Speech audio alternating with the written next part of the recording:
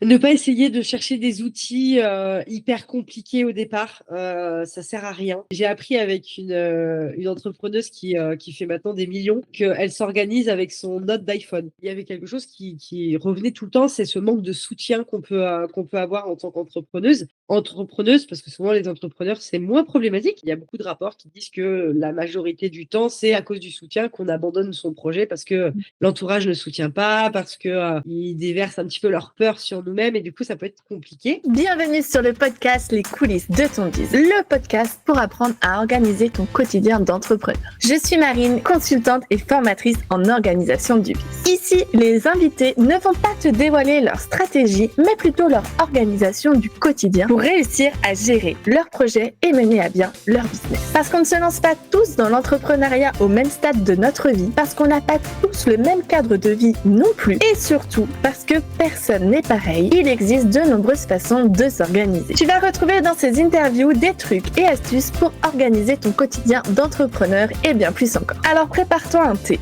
ou mets tes écouteurs pour faire ton sport et je te souhaite une bonne écoute. Bienvenue dans ce nouvel épisode Les coulisses de ton biz avec comme invité Élodie Dupuis qui est setting en freelance et également accompagnante auprès de femmes entrepreneurs. Élodie, dans un premier temps, je te laisse nous expliquer un peu plus en détail quel est ton métier et depuis combien de temps tu es lancée. Pas de souci, Marine. Bonjour déjà. Alors moi, je suis officiellement lancée depuis quelques mois en tant que setteuse, donc officiellement depuis le mois de mai. J'ai lancé ma plateforme du coup Meaningful Biz depuis 2 semaines seulement. Donc en partie setting, donc c'est plutôt de l'accompagnement client, les guider, et en partie Meaningful Biz, c'est du soutien émotionnel, de l'écoute et puis être un petit peu un pilier dans les projets entrepreneuriaux que mes clientes ont. Pour les personnes qui ne le savent pas, est-ce que tu peux nous expliquer en détail ce que c'est le setting? Alors le setting, en fait, ça consiste à contacter donc des gens qui peuvent être intéressés. Donc ça peut être de l'infoprenariat, ça peut être de la prestation de service en règle générale que quelqu'un propose pour savoir si la personne correspond en fait aux critères, soit de la formation, que ça peut lui correspondre pour lui permettre d'être vraiment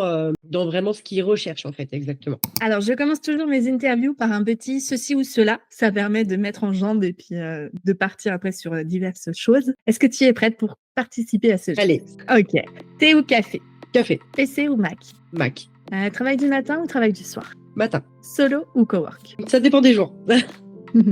Tu travailles de chez toi ou tu travailles ailleurs? De chez moi. En général, tu tutoies ou tu vous vois tes clients? Je les tutoie. Et tu es plutôt livre ou série? Livre. Tu es plus podcast ou YouTube? J'aime bien les deux. T'as le droit qu'à un. Je dirais YouTube. Tu es plus Insta ou LinkedIn? Insta. Et enfin, ma meilleure, team organisé ou freestyle? Ah, Team team organisé. demande réflexion. Team organisé? Ouais. Génial. Est-ce que tu peux nous dire quel est le type de société que tu as? Micro-entreprise. Si c'est pas tabou pour toi, est-ce que tu peux nous partager ton chiffre d'affaires? Alors là, du coup, vu que je viens de commencer Meaningful Biz, je n'ai pas encore de chiffre d'affaires parce que je viens à peine de lancer. Pour le setting, je tourne environ à 2500 euros par mois. Ok. Est-ce que tu peux nous dire ce que tu faisais avant de te lancer en tant qu'entrepreneur? Plein de travail alimentaire déjà de base. Et j'avais essayé d'ouvrir une boutique de bijoux en acier inoxydable qui a complètement floppé. Voilà. C'est pas grave, hein. Moi, ça Non. t'en est jusqu'ici. C'est ça. Est-ce que tu peux nous partager le temps approximatif que tu passes par semaine sur ton business et sur combien de jours? Alors, je me suis promise de regarder vraiment sur combien de jours. J'essaye vraiment de me focaliser sur 5 jours. Je travaille toujours un petit peu le samedi, mais c'est vraiment léger, léger. On va dire que j'essaye de passer maximum 10 heures, mais je sais que je les dépasse Par jour? par jour. Ok. Donc sur 5 jours, ça te fait à peu près 50 heures par semaine Ouais, à peu près. que tu peux du coup dépasser un petit peu. Est-ce que quand c'est comme ça, tu fais 10 heures d'affilée ou Non, est-ce que c'est 10 heures que tu répartis dans ta journée? c'est 10 heures qui sont réparties.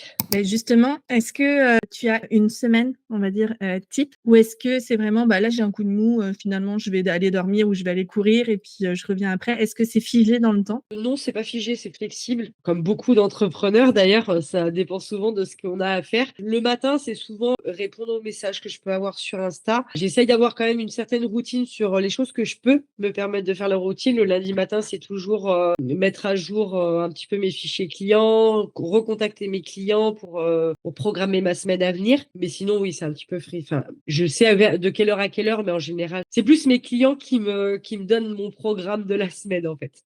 C'est eux, en fait, qui vont te dire, «Tiens, on a besoin de faire un call ensemble, à Ouais. telle heure» ou c'est, «Tiens, j'ai besoin que tu sois focus sur mon business de telle heure à telle heure»? Bah, en fait, comme on a des visios possibles une fois par semaine avec les clientes, souvent au début de semaine, je leur propose de faire un point et c'est elles qui me disent quand est-ce qu'elles sont dispo et j'essaye de voir comment c'est possible aussi par rapport aussi à moi, mes disponibilités en fait. Comment tu gères justement, tes clients? Parce qu'en étant setteur, je pense que tu dois avoir, des bases ou des choses comme ça pour gérer tes clients. Comment tu fais? Le côté setting, en fait, je le fais plus qu'en DM. Je gère du coup les DM de d'autres infopreneurs. Donc ça me permet de le faire un peu sur mon temps libre, libre dans le sens où, voilà, dans le temps où je peux pas, par exemple, être en call si je suis avec mes enfants, entre midi et deux, à 4 heures, enfin voilà, des moments où je peux pas être en visio ou en call avec mes propres clients. Là, je vais en profiter pour faire cette partie setting en fait.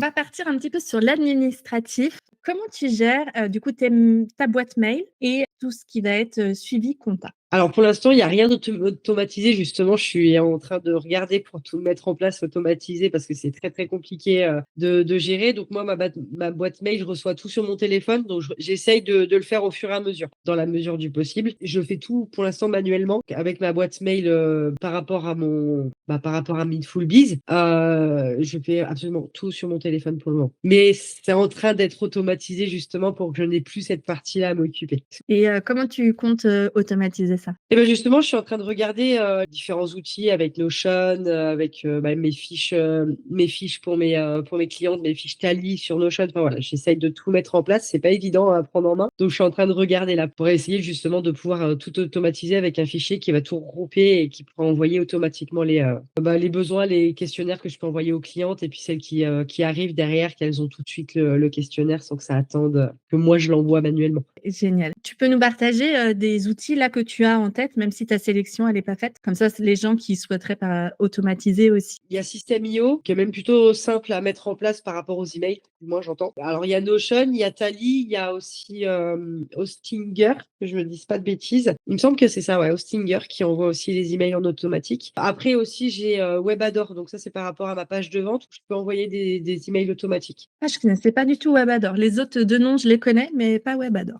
Très bien. Eh ben, écoute, je te remercie, pour Ouais. toutes ces infos. Pour tout ce qui est suivi compta, comment tu gères, du coup, ta facturation? Alors moi, je le fais tous les premiers du mois. En tout cas pour mon setting, parce que c'est moi qui le fais manuellement. Après pour Mindful Biz, ce sera automatisé sur Stripe. Donc je pense qu'à terme, je vais tout renvoyer sur Stripe. Ce sera beaucoup plus simple pour moi au niveau compta. Parce que si j'ai plusieurs fichiers, puis apparemment en janvier, on pourra plus faire les factures comme on veut. Il faudra vraiment que ce soit sur un système bien conventionnel. Donc moi, je suis sur facture.net pour l'instant. Donc là, je vais tout basculer sur Stripe. Comme ça, ce sera beaucoup plus facile pour moi pour calculer l'URSSAF. Et d'ailleurs, ton URSSAF, tu le déclares, mensuellement ou tu le déclares trimestriellement? Non, tous les mois. Et c'est quelque chose que tu fais, du coup, à la suite de tes factures ou c'est quelque chose que tu procrastines, un petit peu plus loin? Pas du tout, je le fais tout de suite parce que sinon, je le fais pas.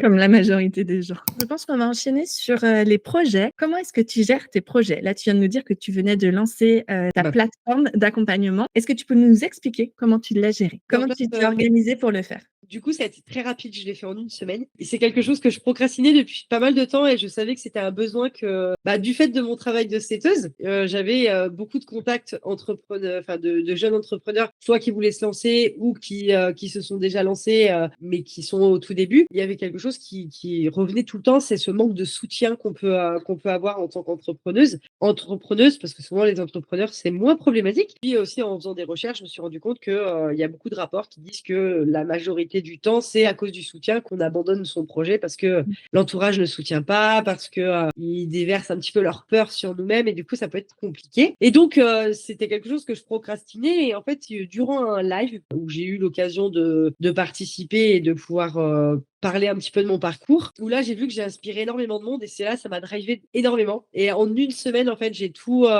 mis en place, que ce soit le squelette, les offres, comment ça allait se passer et trouver mes bêta-testeuses, pouvoir commencer. En fait, j'ai lancé avec mes bêta-testeuses une semaine, jour pour jour après avoir décidé de tout lancer. Le logo, tout était fait, enfin, tout était prêt le lundi pour le lancement. Génial. Est-ce que c'est du coup, quand tu as fait ce projet, sur une semaine, est-ce que tu as été focus sur ce projet ou est-ce que tu as quand même continué à faire le setting pour tes clients? Alors j'ai continué le setting pour mes clients, mais du coup, j'étais quand même beaucoup plus focus sur mon projet parce que ça prend beaucoup de temps. Parce que quand on veut le lancer vite, ça demande énormément d'énergie, c'est très chronophage. Donc c'est vrai que du coup, la partie setting était un petit peu moins présente du coup dans ma semaine. Est-ce que c'est une plateforme que du coup tu nous as dit que tu avais des outils pour l'utiliser pour la faire? Tu la proposes sur quel outil? Alors du coup, c'est, sur mon WhatsApp personnel pour OK, l'instant.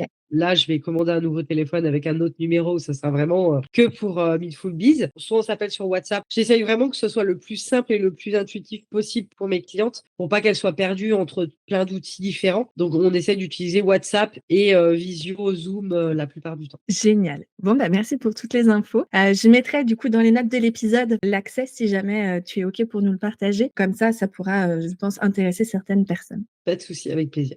Dis-moi maintenant, comment tu gères ta communication, Élodie? Alors, je suis en train de la déléguer. J'adore, discuter, échanger avec mes clientes, mais la partie communication sur les réseaux sociaux, c'est ma bête noire et donc là, je suis en train de la déléguer à une community manager, pour qu'elle gère elle-même mes réseaux. Je fais mes stories, j'essaye d'engager, mais c'est vrai que c'est encore quelque chose qui est encore compliqué. Donc je délègue. Est-ce que tu peux nous partager du coup sur quel, réseau tu es? Pour l'instant, Insta et quand Insta sera bien lancé, je me mettrai un petit peu plus sur LinkedIn. Génial. Est-ce que tu peux nous partager un conseil organisation que toi tu aurais adoré avoir à ton lancement? Ne pas essayer de chercher des outils, hyper compliqués au départ, ça sert à rien. J'ai appris avec une entrepreneuse qui fait maintenant des millions, qu'elle s'organise avec son note d'iPhone, tout simplement, voilà. Bah, une liste à puces tout simplement avec, bah, tout ce qu'elle a à faire pendant sa semaine ou sa journée et c'est noté au fur et à mesure et puis c'est coché au fur et à mesure et au final, moi j'ai passé des mois à essayer de trouver une organisation, carré avec des outils, plus performants les uns que les autres. J'ai essayé le papier, j'ai essayé plein de choses et j'y arrivais pas et c'était quelque chose qui était trop compliqué pour moi et au final le note, enfin, mettre mes notes en liste à puces, chaque semaine sur toutes les actions que je dois mener dans la semaine, ça a été ce qui a été le plus simple et ce qui me permet de tenir, mes actions que j'ai à faire. C'est génial, surtout que tu nous as cité une entrepreneuse, qui fait des millions et qui ne se sert que de ça. Je suis convaincue que ça, c'est une méthode qui fonctionne. C'est ça. Comme tu le dis, il y a plein d'outils, il suffit de trouver l'outil qui nous correspond et ne pas avoir, cette, sensation d'objet brillant qui apparaît, parfois quand tout le monde parle d'un outil fantastique. Même le meilleur des outils, s'il ne te convient pas, ne te force pas à travailler avec parce que de toute façon, tu vas procrastiner au maximum, c'est sûr et certain. Est-ce que tu peux nous partager, la méthode organisation que tu aurais testée et que tu détestes? En fait, je suis un peu enfin, là-dessus, en fait, je fais tellement j'ai tellement essayé de choses. Alors l'organisation papier en essayant de mettre, à chaque heure, ce que je dois faire, je déteste. Que ce soit le pro et le perso, j'aime bien ne pas mélanger les 2. Même si je travaille de chez moi et que potentiellement je vais mélanger le pro et le perso. J'ai horreur de ça. Les agendas, pareil sur l'ordinateur, c'est horrible. Toutes les 5 minutes, ça me fait des bip, bip, bip avec tout ce que j'ai à faire et ça m'angoisse, au possible et en fait, ne pas mettre d'heures sur ce que j'ai à faire. D'avoir cette liberté de me dire: «J'ai toute la semaine pour le faire». En fait, ouais, de la méthode bloc, ça s'appelle, ça, c'est quelque chose qui te convient pas. Non, pas du tout. Ça aussi, je suis contente quand je l'entends parce que moi, je suis une pro méthode bloc, mais je sais très bien qu'il y a plein d'entrepreneurs qui s'organisent sans cette méthode et ça fonctionne. Est-ce que tu voudrais nous partager ton prochain projet et nous dire comment tu comptes t'organiser? À moins que ce soit la même façon, en une semaine, paf, c'est bouclé et c'est lancé.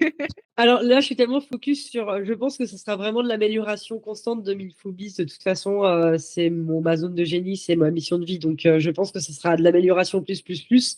J'ai des gros objectifs là pour fin d'année. Donc là, j'ai un autre accompagnement qui va débuter en plus. C'est moi qui me fais accompagner pour le coup. Donc OK. justement, vraiment pouvoir vraiment atteindre cet objectif et me donner toutes les clés pour que cet objectif soit atteint en temps et en heure. Voilà, ça, c'est mes Génial. objectifs de pouvoir aider un maximum de femmes entrepreneurs, parce que je sais qu'il y a un très, très gros besoin et je sais que j'en suis, totalement capable, quoi. Trop bien. Est-ce que tu aurais un livre, un audio, une vidéo, quelque chose à nous partager pour tout ce qui est accès business? Oui, Anthony Robbins, Les 11 lois de la réussite. Ah, je C'est le connaissais livre pas. qui m'a fait rentrer vraiment dans le monde, pur et dur. et qui m'a fait persévérer surtout. Je sens qu'il va atterrir dans ma liste. Ah, il est génial. Il est pas très long, mais il est puissant. Tu peux nous raconter un petit peu, du coup, rapidement, ce que c'est comme histoire? Alors, en fait, c'est, Anthony Robbins, en fait, qui parle un petit peu d'où il vient et son parcours de comment il a commencé, à rentrer dans l'entrepreneuriat, le business et surtout, il partage énormément, il nous pousse, en fait, à persévérer et en nous montrant que les plus grands de ce monde, en fait, ils ont commencé avec des échecs, cuisants et énormément d'échecs. On connaît tous le colonel Sanders ou KFC, qui a parcouru l'Amérique pendant 2 ans avec sa recette de poulet en se prenant des murs, constamment. Il avait 63 ans, si je me souviens bien, et il n'a pas abandonné. Et au final, à l'heure d'aujourd'hui, il est mondialement connu et il a créé un empire à 63 ans. Donc nous, on peut pas se permettre d'abandonner à la 10e porte claquée. Mais c'est tellement dur, en fait, de ne pas abandonner. Comme tu dis, moi, j'étudie beaucoup en ce moment par rapport à ça, sur l'échec et le fait de rebondir après un échec. Hier, je regardais une émission à la télé, comme quoi Jean-Pierre Foucault, au début, il s'est pris des portes aussi avant de se lancer dans la radio. Et comme il dit, ben, en fait, j'ai pas abandonné, j'ai été taper à d'autres portes ailleurs et au final, il y en a une qui s'est ouverte et c'est la personne que c'est devenu par la suite, quoi. C'est exactement ça. Moi, si j'avais pas ouvert ma boutique de bijoux en acier inoxydable, si ça n'avait pas été un flop, j'en serais même certainement pas là aujourd'hui. Clairement, voilà, mon échec m'a appris énormément de choses et mon échec m'a permis d'être là où j'en suis aujourd'hui. Moi, j'ai une phrase qui est accrochée là, tu vois, c'est tes échecs sont tes prochaines réussites. Et vraiment, à chaque fois que j'ai un échec, parce que j'en ai, hein, bien évidemment, moi, je les partage aussi sur ma chaîne YouTube et sur mon podcast. Mais on a tous des échecs, petits ou gros, mais je suis certaine que chaque échec qu'on a nous pousse à nous améliorer et à aller de l'avant et surtout à changer ce qui n'a pas fonctionné. C'est ça. Bah, moi, j'ai la même phrase, enfin, presque la même phrase. C'est chaque échec est une opportunité pour moi d'apprendre et d'évoluer. Trop bien. Et ben voilà, on est sur la même vibes. C'est ça. Je voudrais savoir maintenant,